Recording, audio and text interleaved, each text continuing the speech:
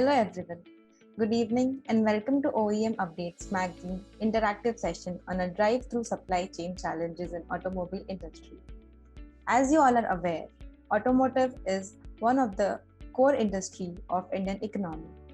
Indian automotive sector had faced numerous challenges especially during the pandemic times. Since last 2 quarters, the Indian automotive industry has been witnessing a V-shaped recovery comparative to earlier recoveries. The Indian automotive industry, including component manufacturing, is projected to reach from 250 to 280 billion US dollars, which, when translated to Indian currency, amounts to whopping 18 trillion rupees by 2026. Moving along, manufacturing activity is providing impetus to production capacity. Project schedules are improving. The demand for automotive is increasing, as was after lockdown last year. Public spending is spiraling, being witnessed by large pending orders for popular models of passenger vehicles that consumers held off making purchases during lockdown. In the short term, automotive companies sensed unforeseen effects of second wave of COVID-19. On optimistic note, the industry expects improvement in footfall in showrooms when gradual unlocking. Probably, signs of recovery are emerging, unleashing the demand, opening up the sector, providing no third wave disturbs globally. All fingers crossed. Today, on this note, OEM Update will be hosting a roundtable conference on a drive-through supply chain challenges in automobile industry. During this 90-minute sessions, leaders from the automobile industry will discuss the curvy growth of the Indian automobile sector. Further, we'll look into the opportunities and challenges over the PLI system advantages, local sourcing aspects, volatile fuel prices, and employment opportunities. Ladies and gentlemen, it's an honor and privilege for me to introduce you to today's distinguished panel. Mr. T.K. Ramesh, Managing Director, Micromatic Machine Tools, ACE Micromatic Group. Mr. Indrapreet Singh, Vice President, Sales at Adverb Technologies, and Mr. Anmol Butke, General Manager Sales at Vitesco Technologies. I'd also like to thank Tata Tele Business Services, India's leading enterprise mobility, voice and internet data service providers, for the support as a sponsor for this event.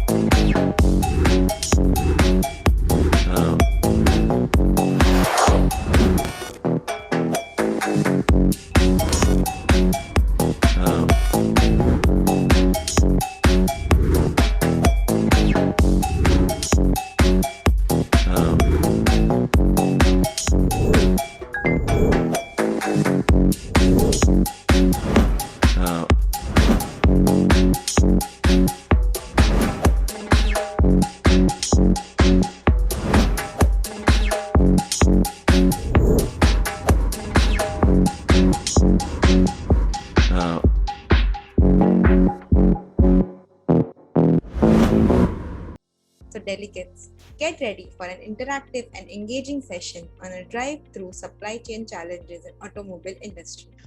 So we start with this discussion with Mr. Anmol.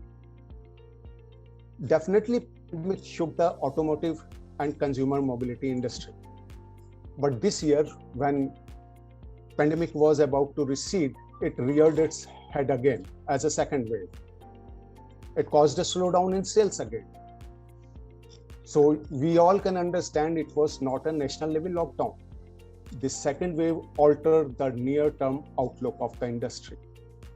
We are yet to understand the full impact upon automotive industries in view of the prevailing external factors, so that supply chain orders pending demands can be fulfilled. Mr. Anmol, please. Thank you. It is really a good question to answer.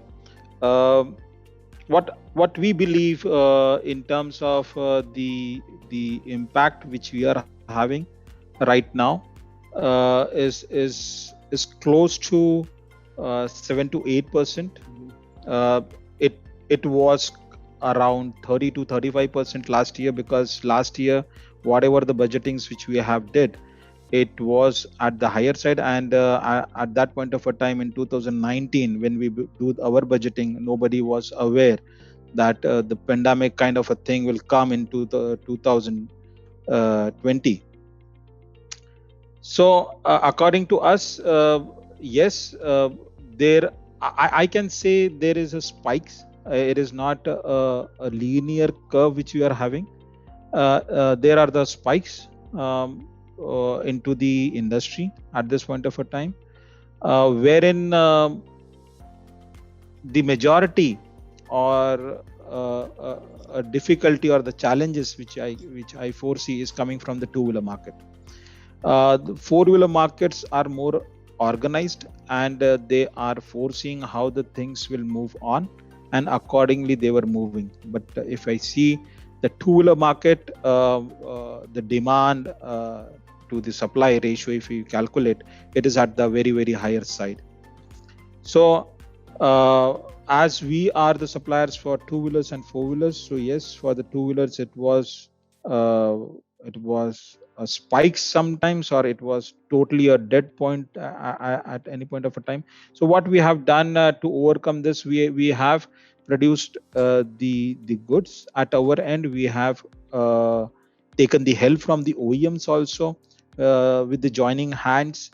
We kept some inventories at our end, some inventories at the OEM ends, some inventories in between the warehouses.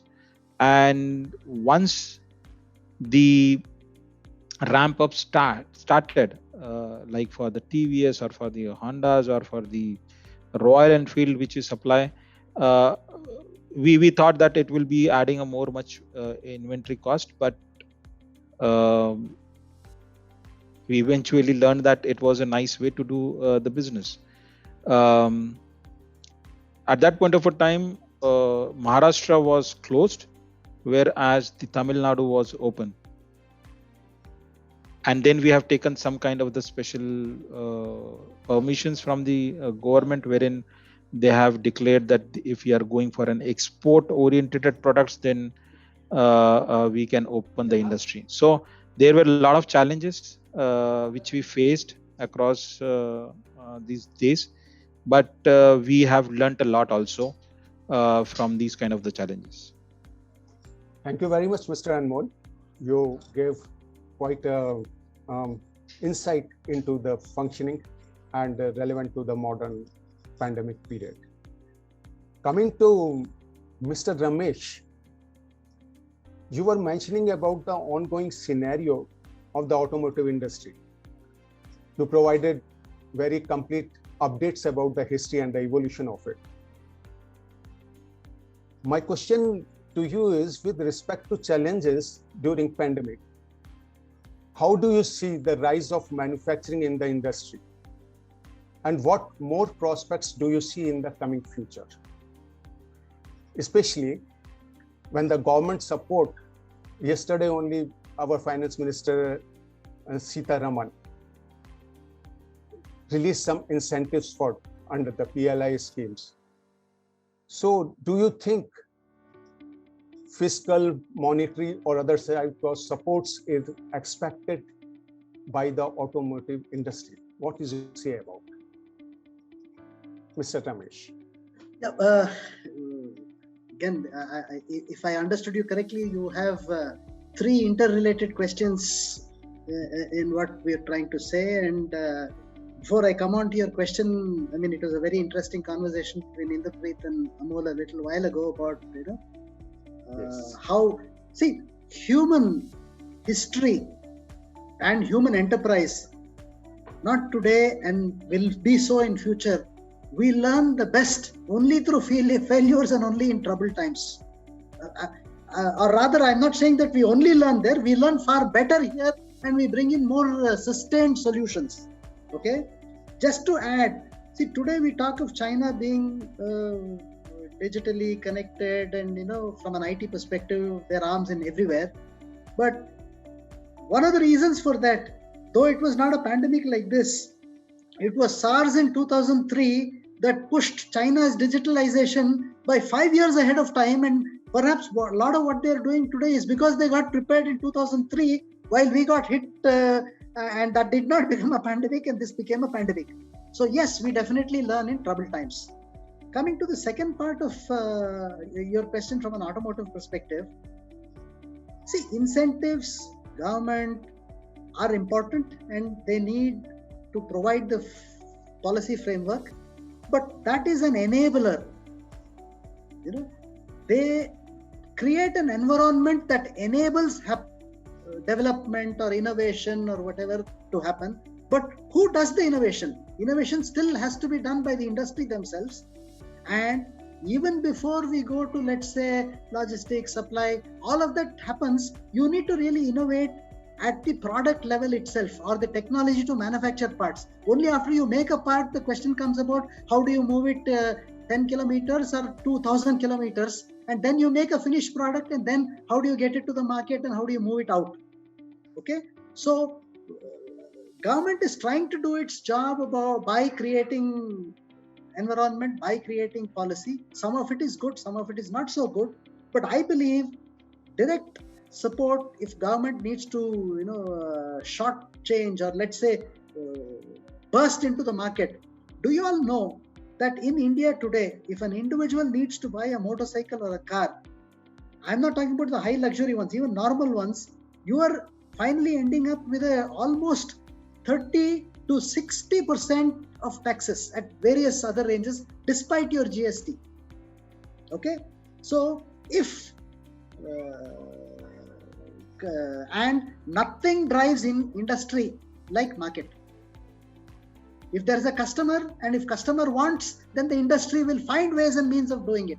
This again has been proven right through history and right through countries. Yes, some countries do it better, some countries do it, which all depends on the infrastructure. So yes, they are providing policy and infrastructure for development of the industry, but they must certainly do more to help in consumption so that the buyer buys and gives the buyer a lot of variety. We know what happened when the delimitation went off and anybody could buy anything or anybody could make anything today.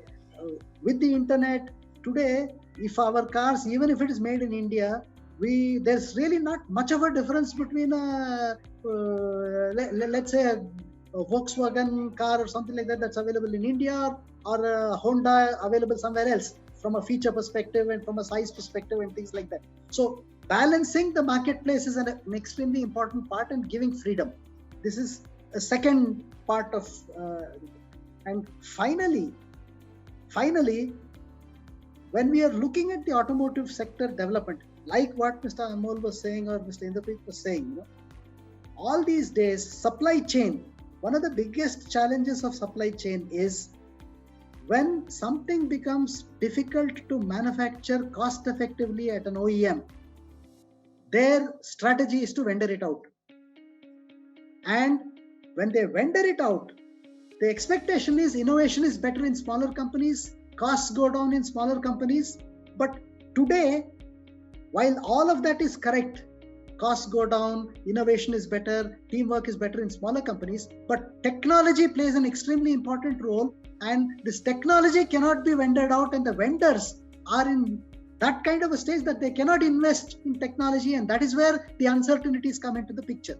So one very, very important aspect that needs to be done, like how GST credit, etc., this interlinkages and a methodology of sharing technology and sharing R&D, whether it's supply chain, whether it's connectivity, whether it is warehousing, those who can invest should invest, and a kind of an appropriate shared resource should be made, and this resource, which is very important for the OE, should be made available to the supply chain, so that the supply chain need not reinvent. See, every vendor cannot be investing on its own supply chain. So while innovation and numbers get outsourced, the consolidation from logistics, technology, warehousing is something that needs to happen. And last point of regions that you are trying to say, the industry already has got Asia Pacific, Europe, Americas, okay? And after the pandemic, earlier the thinking process in the automotive was, for example, if you take Toyota, they were making transmissions here, they were making gearbox somewhere else, they are making, and an OEM ultimately only does assembly, and maybe he puts presses to make the outer shell of the car, because that's very complex to transport. So this change is one significant change that is happening now, where from a de-risking perspective, you will have regional complete manufacturing hubs. It's beginning to start now, and this is where the China plus one, and again, it's not only political that people want to look outside of China, but the risk of being over dependent in a single geography is also kind of coming to the fore right now. So this kind of multi-smaller manufacturing is something that I believe will help from a supply chain and a geographical perspective. Thank you very much, Mr. Ramesh, for enlightening us about the technology automation and providing the suggestions for the automotive industry to go ahead. Coming to Mr. Inderpreet, since a year, we were listening a word Atmanirbharta. To promote manufacturing, an economic package of 20 lakh crore is also laid out. In keeping with Atmanirbhar campaign and manufacturing process enhancement, government has introduced production-linked incentive schemes for automobile and auto component sector. In the present scenario, how much inspiring is it to move to local manufacturing with the help of technology and robotization, as you very well mentioned during your sharing the views? Yeah, it's a good question, and as I stated, right, that we have been focusing, on various large manufacturers, right, and they've got their own, smaller suppliers or vendors, who have been supplying them, and probably positioning Make in India, because we ourselves are a Make in India, right? So, probably with the time and the situations which they have seen with pandemic coming in, they've understood the importance of technology. They have, so believe me, the companies like Munjal Shobha, the companies like few other, who are the ancillaries, they have started coming back and stating that, they really would want to go for the automation, and they really want, and because they are all they've all put new plants, they are all getting everything manufactured within India, right? And they are looking at probably making sure that they live up to the task of all the multinational companies, right, who are there, or probably could be competing with them going forward, right? Because the kind of manufacturing which is at a rise, from the holistic perspective in India. So let's take the pandemic out, because pandemic has its own challenges, and that's what we've seen. But those challenges are worldwide, right? It's not only for India, right? So I think this boost, which you just talked about, right? It has definitely made them feel that they have to go ahead with the international standards. They are ready to invest. they have come back to us, as I shared, right? We are fortunate that we, in the pandemic, we have been able to get, much more interactions with all these companies. And this is a realistic thing. Maybe, as I said, we are fortunate because I understand a lot of industries have their own challenges. And the reason for that, Mr. Gopal, is that, this pandemic has made people learn that why technology is important. Even I would not like to name, but even the large, manufacturers of four-wheeler or two-wheeler, they had specific budgets to invest onto automation, but they didn't do that. But with this kind of situations, they are able to do it. And believe me, this is going to make a huge difference to supply chain going forward. Because these are the kind of situations which have made them learn how to handle these kind of abnormal kind of situations which are there, right? So, and this is only possible once you have a very, very rugged supply chain. Your works don't get hampered. If you talk about today, right, I just give you one example. It's becoming more of physical, right? Today, warehouse environment or supply chain, what we talk about, automation is they are looking at a very high level accuracy, right? It's always going to be a physical as well as I said, software, interconnected very, very, very closely, right? It is going to be, I don't know if how many people on the call or who are all are attending this would understand about GTP and all that stuff. Basically, these are the kind of technologies which people used to talk about. We are now seeing that implementing within the supply chain. GTP is goods to person, then person to goods, which is PTG, right? And all these things are going to be, which used to be in Europe and in US long back, right? But now it's catching up in India. And because we are developing everything within India, right, as I showed, right, within India for the world. So for the Indian companies, it's really, really fruitful, and we are very happy to do that for all of them, making sure that they come out with all the challenges and helping them in. So I think Make in India and the kind of the boost what they're getting from government, right, is going to pay off to them very well. Yeah, that's what probably I feel. The technology is going to be a key for them going forward. Absolutely, Mr. Indrapreet Singh, you rightly pointed out how this is going to pay back. And one statement what you gave, it was similar, same how Ramesh sir also said, that this is the reality. Whatever the post-COVID situation or COVID situation is the reality, and we are surely going to sail through. But right. When you also said that this gave an access for technology to accept well. It also created a common sentiment that it is going to open up huge market for automobiles.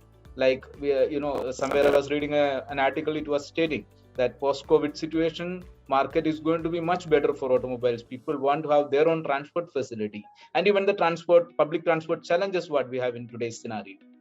But still, again, it is getting connected with the cost escalation. We see that most of the manufacturers are getting ready to increase the cost of final product or their cars and bikes. Mr. Anmol, how do you see that? How it is going to create an impact on automobile industry as well as the supply chain which are connected to automobile industry? Yeah, so if we talk about for the increase in the price, which is coming and which is hitting the consumer, because the end product goes to the consumer, what we are believing in that the market will be flat for next 3 to 4 years. Yeah, in that flat, it will not have an addition, or we are not having any kind of an optimistic approach moving ahead, because industry the prices are getting elevated every day in terms of the fuel, which we talked about. Then the new regulations which are coming in, like in 2022, the CAFE 2 will be there.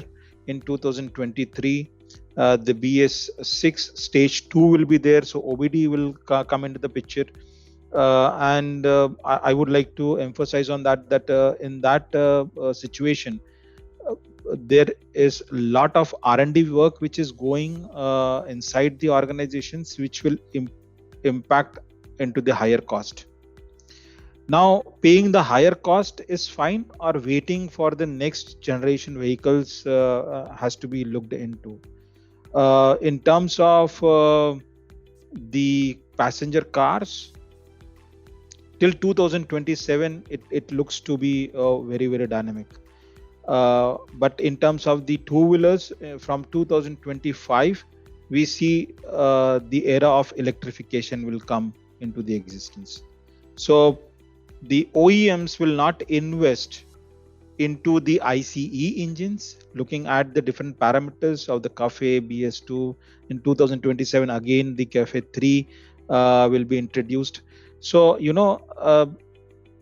the OEMs will not be going for that kind of an investment. So whatever they will be doing might be they will hit their own pockets, but they will keep the numbers constant. So market will not grow in terms of an ICE. Yes, it will grow, but not like we have seen in from 2010 to 2020 or 19, which was the peak. In terms of the two-wheelers, it will be stagnant, but the electrification era will come very soon.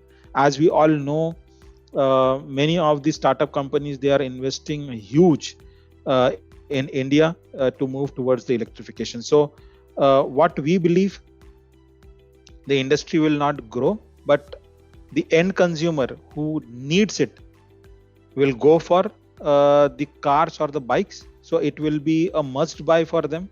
But as we have seen in last years, if we talk about 2018 or 19, wherein we made a very good numbers in terms of the volumes. At that point of a time when we have investigated, we found that it was wish to buy. It was wish to buy, which was coming from the consumers. But right now we see it is a must to buy, and consumers will wait for that. If it is a wish to buy product, they will pause for this moment. This is what we see. Yeah, it makes a lot of sense, Mr. Anmol. Like even when you said that this is not very optimistic, but still these are the realities OEMs are going to go through. It is again bringing a lot of lights into Ramesh sir, looking at it, whether it is sourcing or it is transport or it is warehousing, whatever you talk about in the supply chain activities, it all deals with cash flow challenges. In today's scenario, government is bringing a lot of schemes for MSMEs, SMEs, and inviting people to invest in those. How do you see what are the measures we can take so people invest more in technology as well as modernization of supply chain? See, again, as far as people investing in technology, yes, schemes from government help. Again, like I said earlier, they only help create an environment. What must buy, will buy, wish to buy, what Anmol was talking about. Similarly, there is a must invent, I wish to invest from a company perspective. Okay, so I believe it's fear is going to be the very important aspect from a industry perspective. See, it's not anymore a question of can I afford not to invest and what will it happen. See, because I believe that okay, it may not be 1 year, 2 years, but definitely in the next 3 to 5 years, if the technology is not there, the company is not going to exist. Let's be very clear about it. The radical way in which things are happening, it will be Kodak moments. Look, what's going to happen to what happened to the, I'm just using an example, it may be a little extreme, to the photographic industry when digital era came over. So something similar to that will happen in this kind of an industry also. So the push for investment is going to come from the need to survive, struggle, and grow. Okay, but again, you need to exist today to fight tomorrow. So that's where how do you manage the intermediary time, and how do you build those resources is where the question is going to come from. So I believe that we will see a lot of consolidation in the industry. We will see a lot of people coming together for the sake of investments and for the sake of technology. See, again, can you think of Suzuki and Toyota coming into a collaboration to resell, rebrand badged cars? Now, why are they doing it? They are doing it not because they cannot invest or whatever, but like what Anmol said, people don't see IC engines. They already have overcapacity. So the question is, how do we utilize what capacities we have? So I believe a lot of consolidation will happen. It could be technical consolidation. It could be ownership consolidation. This is one line by which it's going to happen.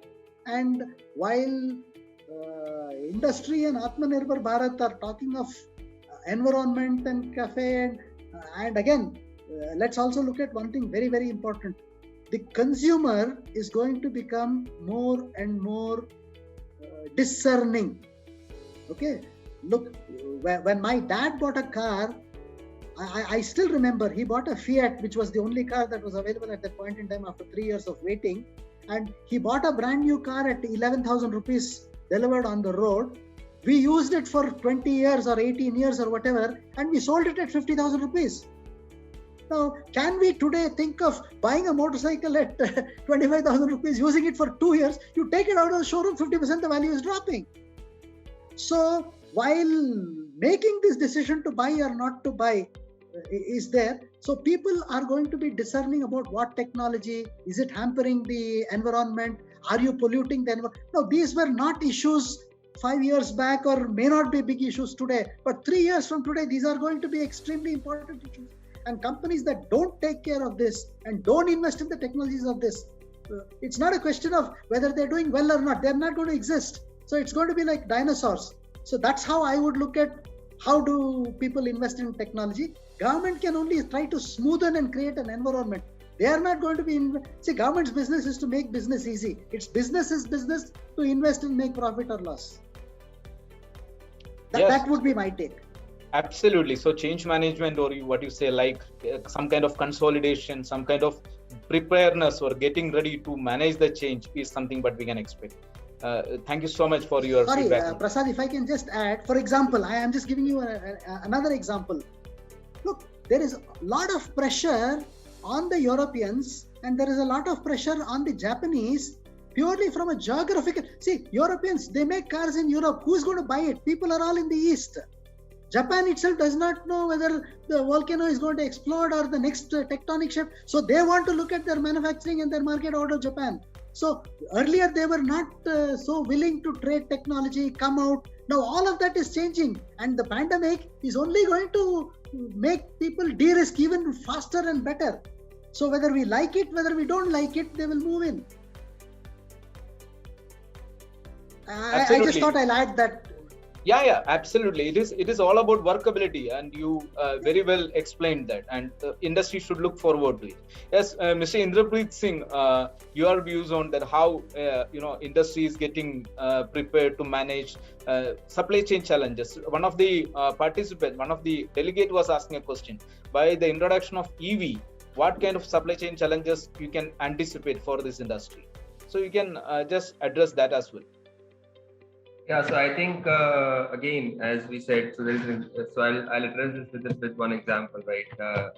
All the large, automobile guys, they are trying to consolidate from the warehouse standpoint also because of the supply chain issues again. Because all the smaller warehouses, what they had, they are coming up with a larger facility and making sure that and plus that's where the investments towards the technology, making sure that they have the best warehouse management systems which actually talk to their ERP, could be SAP or could be anything, and that's how they would like to take it forward, because this is going to give them definite, profits going forward, in the sense like they would not be getting into so many warehouses. They save on the costing, right? When it comes to the building cost, they save on a lot of operational cost. There's a lot of things which are expected to happen, and that is going to be the cost saving which will make them push to go into automation. So they are not going to be putting any extra effort or any extra capex for that. They are actually saving from that, and they are putting that saving into this, which will make them survive for next 10 to 15 years. That's what they are trying to do. That's where the consolidation from this standpoint is also coming in. And obviously, with the pandemic, this situation has taken a high speed, right? They very fast. It's not only automobile, as I said, right? Because you've seen that we work on various other verticals also. Similar kind of things are happening with all the 3PL, third-party logistics, right? They are consolidating. Similarly, these guys are consolidating their warehouses. So I think you talk about, the AMRs, you talk about, so these are all the latest technologies. I'm sure Mr. Ramesh and Mr. Anmol would know that for the intralogistics, what people have been talking about. These are all based on LiDAR technologies. It basically, for example, if people don't know what is LiDAR, it is basically the technology which is being used by a lot of Japanese now to come out with the manless cars, right? No drivers, the cars drive on their own, right? So these are the things which are going to be there in future within the warehouse, making sure the supply chain works faster, because it's all about throughput, right? If there is a car, if there's a WagonR which is being manufactured, right, then from the warehouse itself, it should be so much technologically upwards that it should able to take out 10,000 car or 5,000 car products within few minutes, which we cannot do right now. The reason for that is because there is no automation. It's all humans which are working there, right? And things are too slow. So I think all these things have come up now because of the situations, and what was happening, right? I visited one of the warehouses of one of the large two-wheeler manufacturer, within the pandemic, because there was a request. And believe me, outside the warehouse, there was a queue of more than 100 people. And, the reason for that was that the instability is so high, right, with this, and the supply chain from their instant, the warehouse internal processes are hampering so much that every day, they get people who leave the premises, and they have to take in the new guys. So the loyalty level is also gone because of this, this pandemic issue, right? People are moving out. So technology, AMRs, AGVs, EMRs, these all are going to be really, really critical going forward. And I think the acceptability is coming, and people have understood that. Yes, Mr. Indrapreet Singh, I'm sure that the supply chain experts who are present in our session must be, looking for your point of view, and the observations you have put forward are really valid for the, the industry. Now, I would like to move to Ramesh sir. Ramesh sir, I request you to, give a closing statement, remarks about this session before we wind up. Well, I learned so much.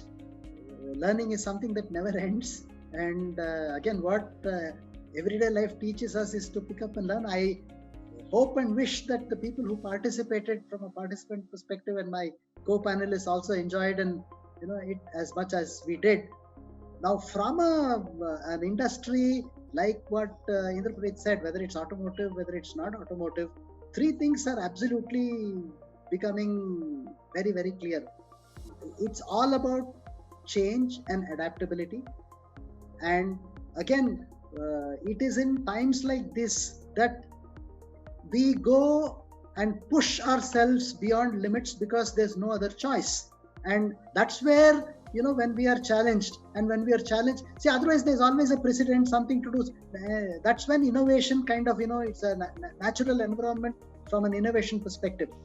So yes, it has been difficult. Yes, we have lost time, effort, families. There have been a lot of problems. I am not, please don't, I'm not belittling any of that, but definitely a lot of, innovative thinking and innovative challenges have come up, not just in one industry, across a lot of industry, across medicine. Now people are thinking in terms of kits for diagnosis, doctors on phones. Again, I'm not saying that we've done a great thing. We still have a long way to go. But I believe we're trying to do our best. There will be failures, there will be governmental issues. That's because we all wish that it could be get better and better and better, and that's how the human mind works. So it's been a good session, I believe. Thank you. Thank you so much, sir. And absolutely, you are on track that this is the intention, that keep empowering the industry, keep empowering people, and giving them more confidence, and encourage them to think a way, like what you said, what is workable next, what is possible next. And I really appreciate your presence here, and it was a privilege to host each one of you here. Before we before Yes, you sir. end, Yes, Prasad, sir. I just saw one of the questions right there. That the question is very valid. I think I should answer that. And the question is, need the views of esteemed panelists about automation impacting the human jobs, especially in next 5 years when these are going to be increased in numbers. So I think this is, whenever I go and I present, this question I always get, that is it the real situation which is going to be? So I just want to tell the person who has written this, that it's absolutely not going to be taking of the jobs. It is so the automation. So I'll tell you an example. There is a study which happened. Staple Business Advantage did that study. These were with some American workers. He found that they're chronically overworked. And see, Americans are overworked. So, Mr. Ramesh, you can understand that how many Indians would be overworked in that case, right? A study happened on Americans being overworked. So I take it that we are double overworked, and something that all supply chain and manufacturing professionals can relate to is, that only the skilled professionals being pushed to manage day-to-day, minute data entry and all these kind of in the warehouse for the supply chain. It does not make sense.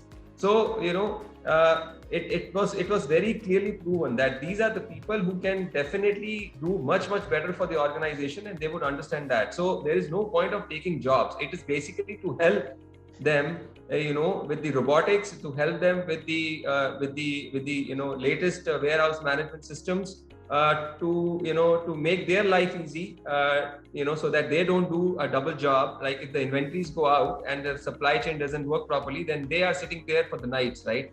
So all these things would be taken care of, and obviously their jobs would be more settled, rather than thinking that the jobs, would it affect jobs? It would not affect jobs, right, at all. Automation is there to support humans, not to take the jobs or kill humans, right?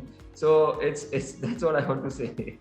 Absolutely. Absolutely right, Prasad. With your permission, just to add to what Indrapreet said, again, for the person who asked this question and for everybody else, we were talking the same question 22 years ago when computerization came into banks.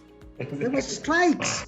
How many jobs have we lost? Now, hasn't banking got better? Are we not sitting in our homes today and doing it over pocket wallets? So, rightly like what Indrapreet said, look, we will accommodate, we will go to greater skills, we will be more safe. And yes, how it's applied in an American context to an Indian context, there will be subtle differences. I fully agree. If they are overworked, we are 10 times overworked. Indrapreet was kind enough to say twice or thrice. So I don't believe we will lose jobs. We will get better jobs. Yeah, sure. Absolutely. And when you talk about digitalization and as well as technology, we would like to thank Tata Tele Business Services, India's leading enterprise mobility, voice and internet data service providers, for supporting this session.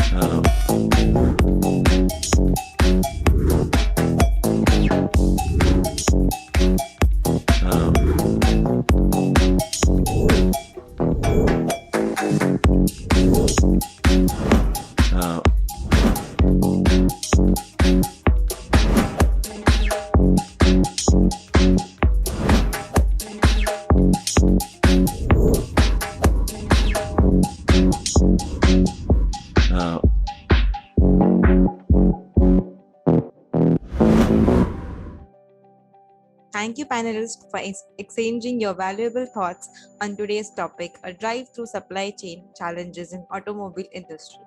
Today, hope you enjoyed the session thoroughly. Before wrapping up today's session, we would like to thank our distinguished panelists, Mr. T.K. Ramesh, Mr. Inderpreet Singh, and Mr. Amol UK. I would also like to thank Mr. Gopal Krishna and Mr. Prasad Nair for taking this initiative.